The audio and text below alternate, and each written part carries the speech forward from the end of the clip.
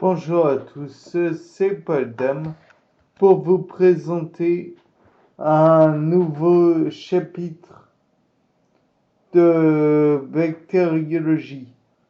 Nous allons commencer par les bactéries dites Gram-. Si vous ne savez pas ce qu'est le test de Gram, je vous recommande de vous renseigner dessus. Commençons par Salmonella non typhi. Tout d'abord, on peut dire que c'est une entérobactérie bacille à gram négatif. Donc, je vous rappelle que bacille,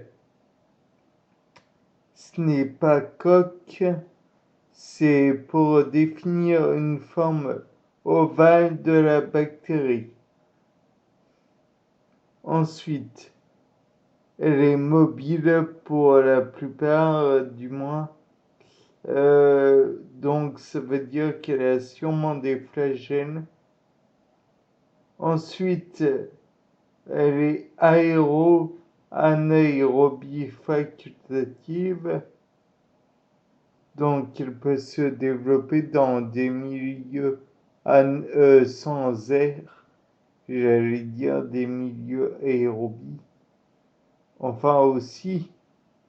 Mais elle peut faire face au manque d'air. Ensuite, on la retrouve dans la viande et les milieux aquatiques pollués. Ensuite, incubation de 1 à 2 jours. Les symptômes, c'est de la fièvre, de la diarrhée, des vomissements, des douleurs abdominales. Prévention, bonne cuisson des aliments, œufs conservés au réfrigérateur.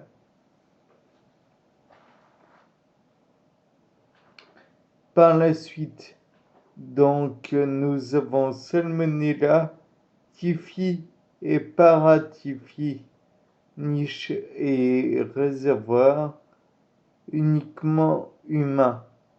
Donc, on ne peut pas les attraper autrement que par des eaux souillées par les déjections humaines ou via un contact ou entre personnes. Incubation de 1 à 3 semaines. Symptômes fièvre, maux de tête, anorexie, abattement. Mode de pathogénicité, contamination toujours orale, estomac et intestin.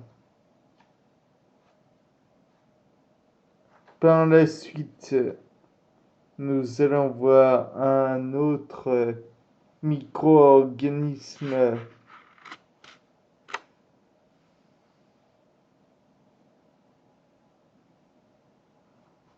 qui lui aussi peut causer des torts à l'être humain, à savoir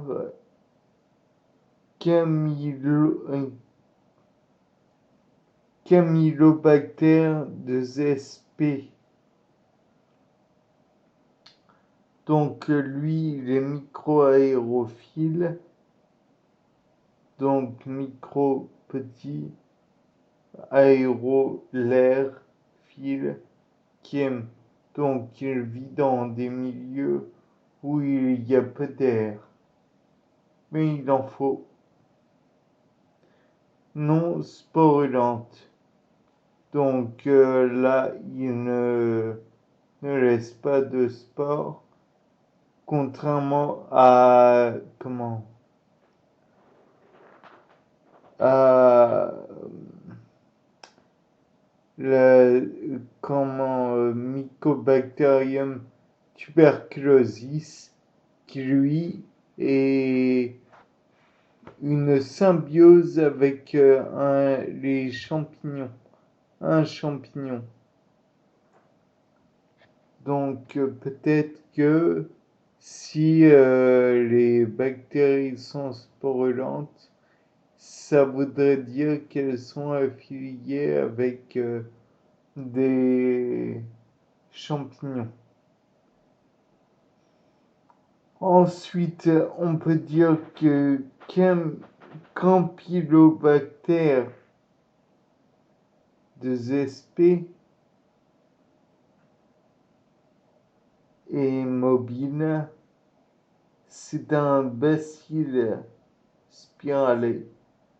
Il niche dans les zoonoses, les intestins de nombreux animaux d'élevage, et il est incubé de 1 à 3 semaines.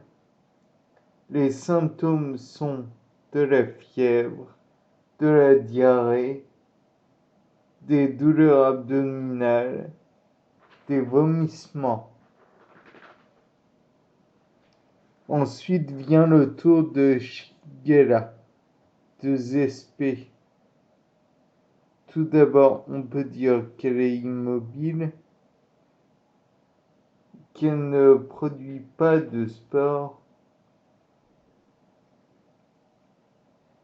pas de capsules.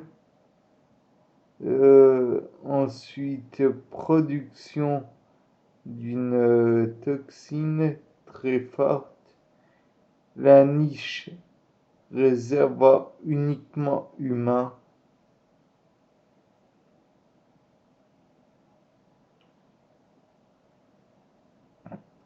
Incubation de 1 à 3 jours. Symptômes de la fièvre, de la diarrhée, violente douleur abdominale.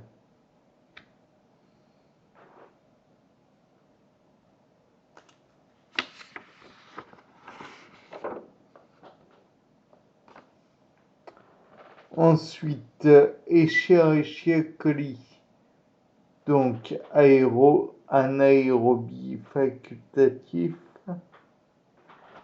entérobactérie, niche les intestins des mammifères, donc nous en avons dans les intestins, mais principalement elle vit chez les bovins.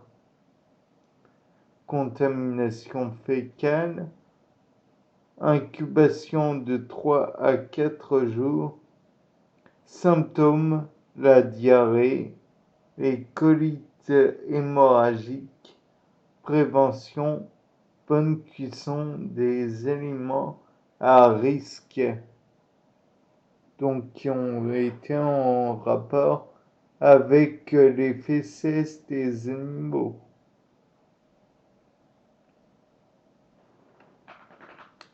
Yersinia enterolytica, donc mobile, entérobactérie, croissance à basse température, niche la zoonose, réservoir principalement humain, incubation de 3 à 7 jours, diarrhée fébrile.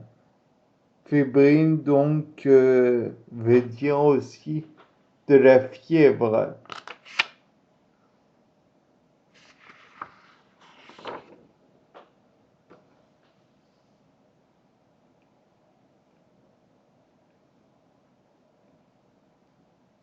Brucella S2P, immobile, non encapsulé, non sporulé, aérobie stricte, donc ne vit qu'en milieu aérobie, très résistant dans l'environnement, niche zoonose, réservoir animal,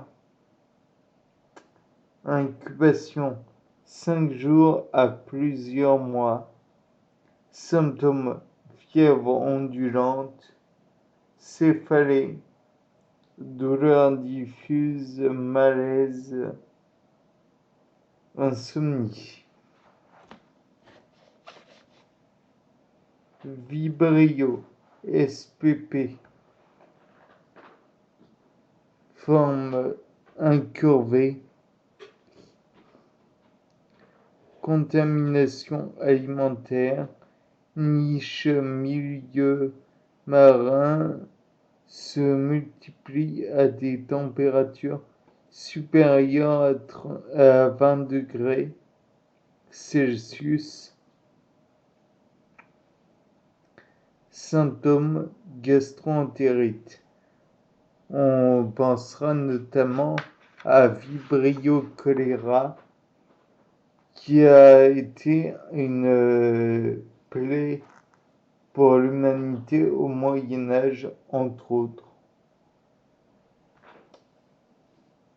Bien, Bacillus cereus, sporulé, mobile, niche sol véhiculé par la poussière et l'eau, infection opportuniste bénigne. Listeria monocytogenes. Alors, non sporulé, anaérobie facultatif, mobile, se développe à basse température, niche tractus intestinal chez des animaux et de l'homme. Symptômes, état grippal.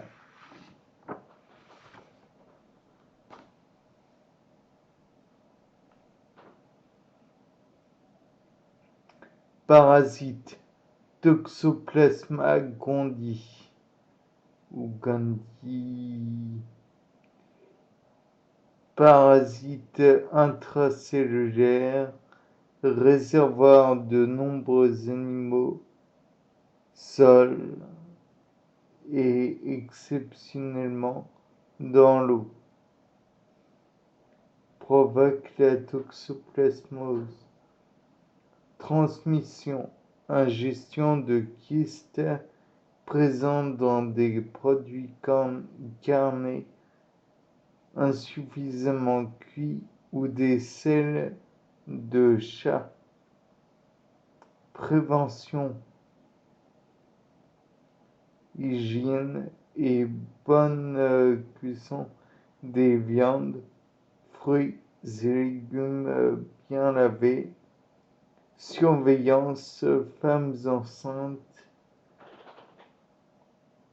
Sérologie. Le platelminthe, donc le ver plat globalement. Consommation, la viande de bœuf. Donc il est probable qu'il faille bien la cuire elle aussi pour être sûr de se débarrasser du parasite.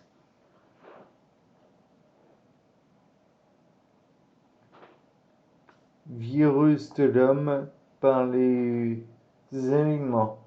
Le norovirus, Norovirus,